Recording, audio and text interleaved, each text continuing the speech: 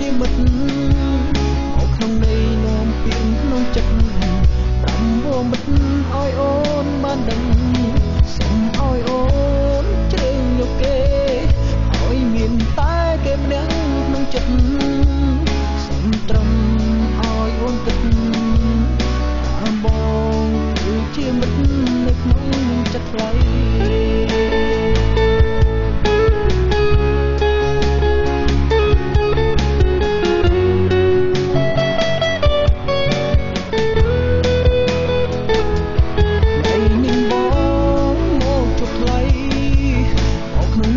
សូមត្រឹមជាមិត្តមកក្នុងន័យនាំពាក្យក្នុងចិត្តប្រាំវមិត្តឲ្យអូនបានដឹងសូមឲ្យអូនជ្រើសយកគេ